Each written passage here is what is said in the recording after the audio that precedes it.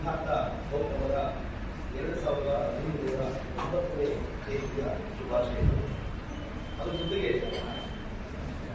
ಮೊಟ್ಟ ಮೊದಲ ಬಾರಿಗೆ ಕಾರ್ಮಿಕರ 18 ತಾಸಿನ ದುಡಿಮೆಯ ಹೊರತಾಗಿ 8 ತಾಸಿನ ದುಡಿಮೆಗೋಸ್ಕರ ಅಮೆರಿಕದ ಚಿಕಾಗೋದಲ್ಲಿ 1886ರಲ್ಲಿ ನಡೆದ ಬೇರೆ ಸಂಘ ಶುರು ಮಾಡುವ. ಹಾಗಾಗಿ ನಾವು ಯಾರು ಕೇಳಿಕೊಳ್ಳುತ್ತೇವೆ, ಇಲ್ಲಿ 5 ಜನ ಇದ್ದು ಕೂಡ ವಿಚಾರ ಇದೆ. ಆಮೇಲೆ ಮೊನ್ನೆ ಎಲ್ಲರಿಗೂ ಹೇಳಿದ್ರೆ ಆಸಕ್ತಿ ಇರ್ತದೆ. ಯಾಕೆಂತಂದ್ರೆ ನಿಮ್ಗೆಲ್ಲ ಗೊತ್ತಿದೆ, ನಿಮ್ಗಿಂತ ತುಂಬಾ ಹಿರಿಯ ರೀತಿ ರಾಜಕೀಯದಲ್ಲಿ ಬೆಳೆದಿರ್ತೀವಿ. ರಾಜಕಾರಣಿಗಳಿಗೆ ಬುದ್ಧರ ಹೆಸರು ಬೇಕಿರುವಂತಹ ಬುದ್ಧರ ವಿಚಾರಗಳ. ಹಾಗಾಗಿ ಅದು ನಿರೀಕ್ಷೆ ಮಾಡೋದು ಬೇಡ. ಆ ಬುದ್ಧ ಅವತ್ತು ನಿರೀಕ್ಷೆ ಮಾಡಿದಂತ ಅಜಾತಶತ್ರು ಬಿಂಬಸಾರನಿಗೆ ಬಂದಿರೋ ಬುದ್ಧ.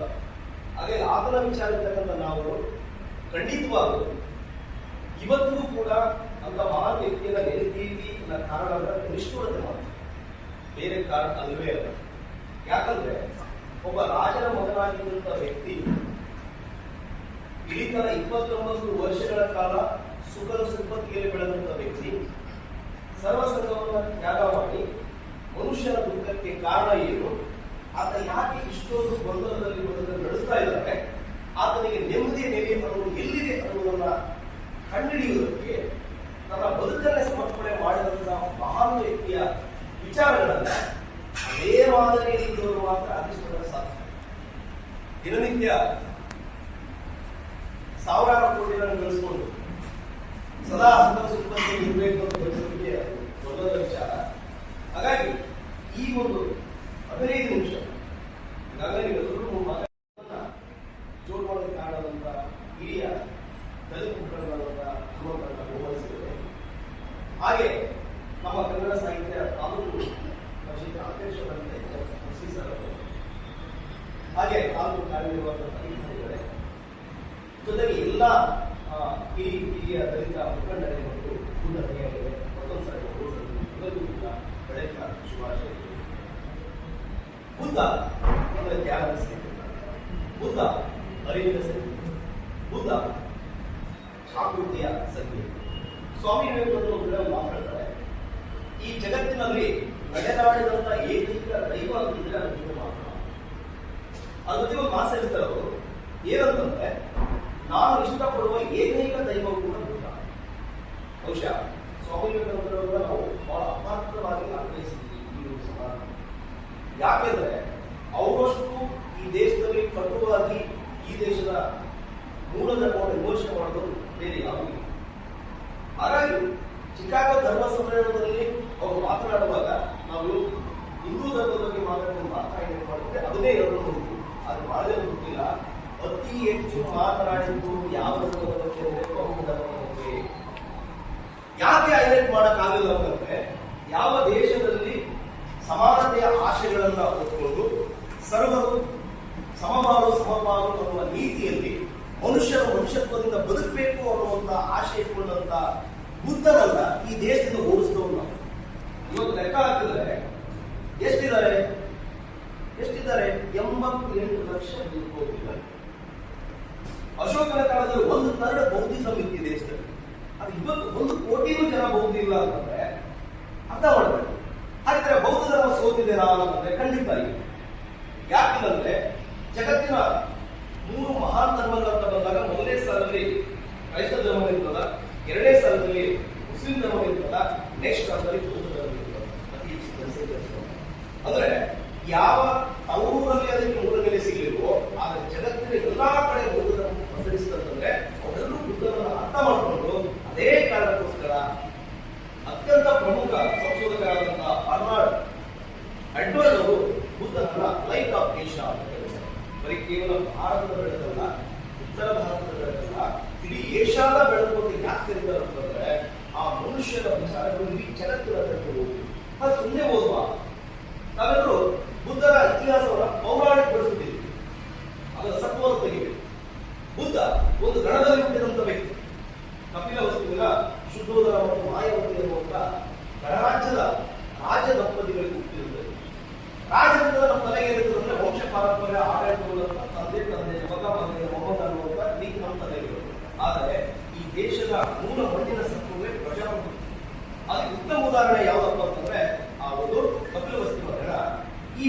ಹುಟ್ಟುವ ಸಂದರ್ಭದಲ್ಲಿ ಸರತಿ ಅವರ ತಂದೆ ಬಂದಿತ್ತು.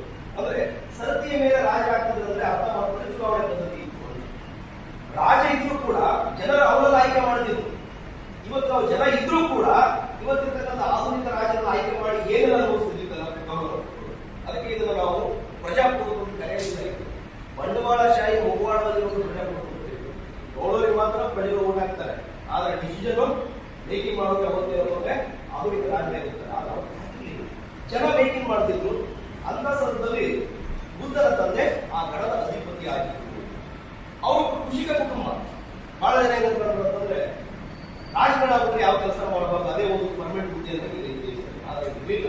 ಇವತ್ತು ಕೂಡ ಎಲ್ಲ ಏರ್ ಕೂತಿದ್ದೀರಿ, ರೈತ ಕೂತಿದ್ದೀರಿ, ಗೊತ್ತಿದೆ. ನಾಳೆ ಮಳೆ ತಕ್ಷಣ ಫಸ್ಟಿಗೆ ಕೂಡಿಗೆ ನೀವೆಲ್ಲ ಹೋಗ್ತೀವಿ. ಕೂಡಿ ಅದಕ್ಕೆಲ್ಲ ಪೂಜೆ ಪುರಸ್ಕಾರ ಮಾಡ್ತಾರೆ. ಎಲ್ಲಿಂದ ಬಂದಿರೋದು? ಅದು ಬುದ್ಧನ ತಂದೆಯಿಂದ ಬಂದಿರೋದು. ಬರೀತಾರೆ ಬಹಳ ಅದ್ಭುತವಾಗಿ ಮಹಾಬುದ್ಧನ ಬರೀತಾರೆ. ಬುದ್ಧನ ತಂದೆ ಮೊದಲ ಮಳೆ ಬಂದಾಗ ರಾಜ ಮತ್ತು ಅಮಾತ್ಯರೆಲ್ಲ ಸೇರಿಕೊಂಡು ಹೊಲ ಉಳಕ್ ಹೋಗ್ತಿದ್ರಂತೆ. ಸುಮಾರು 1,000 ನೇಗಿಲುಗಳನ್ನು ಒಯ್ತಿದ್ರಂತೆ. ಅದರಲ್ಲಿ ಬುದ್ಧನ ತಂದೆಯ ನೇಗಿಲು ಬಂಗಾರದಾಗಿರ್ತಿತ್ತು. ಇಲ್ಲಿಗೆ ಉಳಿದಂತೆ 799 ಜನರ ನೇಗಿಲು ಅಮಾತ್ಯರದು ಅದು ಬೆಳ್ಳಿದಾಗಿರ್ತಿತ್ತಂತೆ. ಉಳಿದ 200 ನೇಗಿಲು ಸಾಮಾನ್ಯ ನೇಗಿಲು.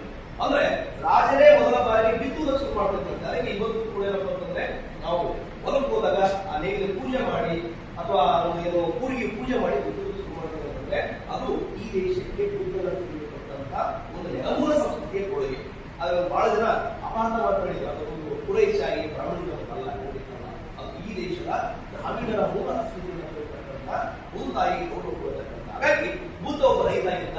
ಬುದ್ಧ ಕುಂಕಿ ಒಳಗಾದ, ಹುಡುಗಿಯಿಂದ ಬಿತ್ತೆ ಆದ, ಹೊಲಕ್ಕೆ ಹೋಗಿ ಆದ. ಯಾಕಂದ್ರೆ ಅವ್ರ ಬಗ್ಗೆ ಕಪ್ಪೋಲತಕ್ಕಂಥ ಕಥೆಗಳನ್ನ ನೀವೆಲ್ಲ ಕೇಳಿರ್ತೀವಿ. ಏನಪ್ಪಾ ಅಂತಂದ್ರೆ ಬುದ್ಧಗ 3 ಅರಮನೆ ಇತ್ತು. ಒಂದು ರಮ, ಇನ್ನೊಂದು ಸೂರಮ್ಮ, ಮತ್ತೊಂದು ಇನ್ನೊಂದು ಸೂರ ಅಂದ್ರೆ 3 ಅರಮನೆ. ಬೇಸಿಗೆ ಕಾಲ, ಮಳೆಗಾಲ, ಚಳಿಗಾಲ ಅರಮನೆಗಳು. ಆ 3 ಅರಮನೆಗಳನ್ನ ತನ್ನ ಜೀವನ ಕಳೆದಂತ ಕಥೆಗಳನ್ನ ನಡೆಸ್ತಾರೆ. ಕಟ್ಟ ಕಥೆ ಖಂಡಿತ ಆಗಿಲ್ಲ. ಬುದ್ಧ ತನ್ನ 8ನೇ ವರ್ಷದಿಂದಲೂ ಕೂಡ ಹೊರಗಡೆ ಬಿಡುತ್ತಿದ್ದಾರೆ. ಯಾಕಂದ್ರೆ ಅವರು ಕ್ಷತ್ರಿಯರಾದವರಿಗೆ ಬಿಲ್ ವಿದ್ಯೆಯನ್ನು ಖಂಡಿತವಾಗಲೂ 4 ಕೋಣೆ ಮಧ್ಯೆ ಸಾಧ್ಯ ಇಲ್ಲ. ಅದೇನಿದ್ರು ಹೊರಗಡೆ ಹೋಗ್ಲೇಬೇಕು, ಹೊರಗಡೆ ಫೀಲ್ಡ್ ಕಲಿಬೇಕು. ಹಾಗಾಗಿ 8ನೇ ವರ್ಷಕ್ಕೆ ಅದು ಹೊರಗೆ ಹೋಗ್ಬೇಕಾದ್ರೆ, ತಂದೆ ಜೊತೆ ಕೆಲಸ ಮಾಡ್ಬೇಕಾದ್ರೆ ಸಮಯ ಸಿಕ್ಕಾಗ ಹೋಗಿ ಹಳ್ಳಿ ಮರಗಳು ಅಲ್ಲಿಂದ ಧ್ಯಾನ ಶುರು ಮಾಡಿದ್ದಾರೆ. ಬುದ್ಧನಿಗೆ ಒಂದೇ ಸಾರಿ ಧ್ಯಾನವೂ ಆಗಿಲ್ಲ. ಅದಕ್ಕೆ ಹೇಳೋದು ಪವಾಡ ಅನ್ನೋದನ್ನ ನಮ್ಮ ದೇಶದಲ್ಲಿ ಆಸ್ಪತ್ರೆ ಮಾಡಿಬಿಟ್ಟಿದ್ದಾರೆ. ಶೂನ್ಯದಿಂದ ಏನು ಸೃಷ್ಟಿ ಮಾಡಕ್ಕೆ ಸಾಧ್ಯ ಇಲ್ಲ. ಬಟ್ ಜನಗಳಿಗೆ ಎಂದು ಪವಾಡ ಮಾಡಬೇಕಲ್ಲ. ಹಂಗಲ್ಲ, 8ನೇ ವರ್ಷದಿಂದಲೇ ಧ್ಯಾನ ಮಾಡಬೇಕಂತ ವ್ಯಕ್ತಿ ಆತ, ಸರ್ವವನ್ನು ನೋಡಿದಂತ ವ್ಯಕ್ತಿ ಆತ. ಅಂತ ಒಂದು ಸುಖದ ಭೋಗದಲ್ಲೂ ಇದ್ದ, ರಾಜನೂ ಆಗಿದ್ದ. ಬುದ್ಧ 18ನೇ ವರ್ಷಕ್ಕೆ ಬರ್ತಿದ್ದಂಗೆ ಆತನಿಗೆ ಸುಂದರವಾದ ಕನ್ಯೆಯೊಂದಿಗೆ ಮದುವೆ ಕೂಡ ಮಾಡಲಾಗ್ತದೆ. ಅದು ಕೂಡ ಗೊತ್ತಿರಲಿ. ಆದ್ರೆ ಏನು ಹೇಳಿದ್ರೆ ಬುದ್ಧ ಸಾಕು, ಬುದ್ಧ ಸೌಮ್ಯ ಸ್ವಭಾವ ಅಂತ ಹೇಳಿದ್ರೆ. ಆದ್ರೆ ಸ್ವಯಂವರದಲ್ಲಿ ಯಶೋಧೆಯನ್ನ ಗೆದ್ದೆ ಬದಲಾಗಿದ್ದರು ಮಾಡಬಹುದು. ಎಲ್ಲ ರಾಜಕುಮಾರರಿಗೆ ಬಿಲ್ಲು ವಿದ್ಯೆಯಲ್ಲಿ ವಿದ್ಯೆ ಪ್ರದರ್ಶನ ಮಾಡಿ ಅದನ್ನ ಅತ್ಯಂತ ಅದ್ಭುತವಾದಂತಹ ಬಿಲ್ಲುಗಾರ ಅನ್ನುವಂತ ಒಂದು ಪ್ರಶಸ್ತಿಯನ್ನು ಪಡ್ಕೊಂಡೇ ಬುದ್ಧ ಯಶೋಧೆಯನ್ನ ಗೆದ್ದ ಮದುವೆ ಆಗ್ತಾರೆ. ಆ ಕಡೆ 10 ವರ್ಷ ಆತ ಜೀವನ ನಡೆಸ್ತಾರೆ. ನಿಮ್ಮ ಕಥೆ ಗೊತ್ತಿದೆ. ಹೇಳ್ತಾರೆ ಅವನು 4 ದೃಶ್ಯವನ್ನ ನೋಡಿದ ಬುದ್ಧ ಬಂದ ಅಂತ. ಈಗಲೂ ಕೂಡ ಸರ್ಕಾರನ ಅದೇ ಕಥೆ ಕೊಡ್ತದ, ಅದೇ ಕಥೆಗಳು ಹೇಳ್ಕೊಂಡು ಬಂದಿದೆ. ಈ ಒಂದು ಚೇಂಜ್ ಆಗಿದೆ, ಅಲ್ಲೂ ಚೇಂಜ್ ಆಗಿದೆ. ಯಾಕಂದ್ರೆ ಡಾಕ್ಟರ್ ಅಂಬೇಡ್ಕರ್ ಡಿ ಕುಸುಂಬಿ ಅಂತವರು ಬಹಳ ಜನ ವಿದ್ವಾಂಸರು ಹೇಳ್ಬೋದಲ್ಲ, ಸುಳ್ಳು ಕಥೆ, ಮಹಾಯಾನಿಗಳು ಕಟ್ಟಿದಂತ ಕಥೆ ಅನ್ನೋದನ್ನ ಹೊಡೆದು ಹಾಕಿದ್ದಾರೆ. ಬಟ್ ಅದನ್ನ 4 ದಿವಸ ನೋಡಿಲ್ವಾ? ನೋಡಿದ್ದ, ಅದು 1 ದಿವಸ ನೋಡಿದ್ದಲ್ಲ. ಜೀವನ ನೋಡಿ ಅದಕ್ಕೆ ಪ್ರಶ್ನೆ ಹುಟ್ಟಿದ್ವು. ಯಾಕೆ ಮನುಷ್ಯ ನೋಡಿಲ್ಲ ಇರ್ತಾನೆ? ಯಾಕೆ ಮನುಷ್ಯ ಸಾಯ್ತಾನೆ? ಯಾಕೆ ಮನುಷ್ಯನಿಗೆ ಮುಪ್ಪು ಬರ್ತದ? ಹಾಗಾದ್ರೆ ಮನುಷ್ಯ ಶಾಂತಿ ಇರಬೇಕಾದ ಸದಾ ಕಾಣ್ತಿದ್ರು. 11 ವರ್ಷಗಳ ಕಾಲ ಸುಂದರವಾದಂತಹ ಬದುಕನ್ನ ಹೆಂಡತಿ ಜೊತೆ ಸವಿಸ್ತಾರೆ. ಇವನ್ನೆಲ್ಲ ಚಿಂತನೆ ಮಾಡುವ ಸಂದರ್ಭದಲ್ಲೇ ಮಗ ಹುಟ್ಟಿದ್ದು ರಾಹುಲ 10 ವರ್ಷಗಳ ನಂತರ. ಅವಾಗ ಬದುಕಾಸಿ ಅರವಲ್ಲಿ ಗಂಡು ಮಗು ಹುಟ್ಟಿದ. ಅವಾಗ ಅವ್ರ ಬಾಯಿಂದ ಬರುವಂತ ಮಾತು ರಾಹುಲ ಅಂದ್ರೆ ಯಪ್ಪ ಇದೊಂದು ಒಂದು ಆಟ ಅಂತ. ಅವನೇ ತಿಳ್ಕೊಳ್ಳಲ್ಲ, ಹೆಸರು ಹೇಳಿದ್ರೆ ಅದ ಹೆಸರು ಹೇಳಿದ್ರೆ ಅದೇ ಹೆಸರು ಇರ್ತದೆ. ನಾವು ಆ ಕಡೆಗೆ ಖಂಡಿತವಾದ್ರು ಮನೆಗೆ ಮನೆ ಬಿಡುವಂತ ಒಂದು ಸಂದರ್ಭ ಬಂತು. ಬಹಳ ಜನ ಈಗಲೂ ಕಥೆಗಳು ಬಂತು. ನಾವು ರಾತ್ರಿ ಇರ್ಬೋದು, ಮಧ್ಯರಾತ್ರಿ ಇರ್ಬೋದು, ಒಟ್ಟಾರೆ ಪ್ರಶ್ನೆ ಮಾಡೋದನ್ನ ಕಳ್ಕೊಂಡಿದ್ವಿ. ಬುದ್ಧನೇ ಹೇಳ್ತಾನೆ, ಎಂತ ಅದ್ಭುತ ಹೇಳ್ತಾನೆ ಅಂತಂದ್ರೆ, ಆತರ ಶಿಷ್ಯನಾದ ಆನಂದ ಕೇಳ್ತಾನೆ, ಗುರುಗಳೇ ಆ ಶಾಕ್ಯರು ಹಾಗೆ ಹೇಳ್ತಾ ಇದ್ದಾರೆ, ಸಾಂಖ್ಯರು ಹೀಗೆ ಹೇಳ್ತಾ ಇದ್ದಾರೆ, ಪುರೋಹಿತರು ಹಾಗೆ ಹೇಳ್ತಿದ್ದಾರೆ, ಯಾವ ಸತ್ಯ ಅಂತ ಹೇಳ್ತಾರೆ. ಆವಾಗ ಬುದ್ಧ ಹೇಳುವಂತ ಕೊನೆಯ ಮಾತು, ನಿನಗೆ ನೀನೇ ಬಿಡಬೇಕು, ಯಾರನ್ನೂ ನಂಬಬೇಡ, ನನ್ನನ್ನು ಯಾವ ಗುರು ಹೇಳಂತ ನಂಬೇಡ, ನಿನ್ನ ಹಿರಿಯ ಹೇಳಂತ ನಂಬೇಡ, ನಿನ್ನ ಪರಾಮರ್ಶೆ ಮಾಡು, ವಿಮರ್ಶೆ ಮಾಡು, ಸತ್ಯ ಇದ್ರೆ ಒಪ್ಪೋ, ಇಲ್ಲ ತಿರಸ್ಕಾರ ಮಾಡು. ಅದು ಬಿಟ್ಟು ಯಾವುದೋ ಕಾಲದಲ್ಲಿ ಬಂದಿದೆ ಅಂತ ನಂಬಬೇಡ ಅಂತಕ್ಕಂಥದ್ದು ಒಂದು ವೈಜ್ಞಾನಿಕವಾಗಿರ್ತಕ್ಕಂಥ. ಹಾಗಾಗಿ ಹೇಳೋದು, ಕೆಲವರು ಧರ್ಮದವರು ನಾನು ದೇವರ ಮಗ ಅಂತ ಹೇಳೋದು, ಕೆಲವರು ಧರ್ಮದವರು ನಾವು ದೇವರ ದೂತ ಅಂತ ಹೇಳೋದು, ಕೆಲವರು ಧರ್ಮದವರು ನಾನೇ ದೇವರು ಅಂತ ಹೇಳಿದ್ರು.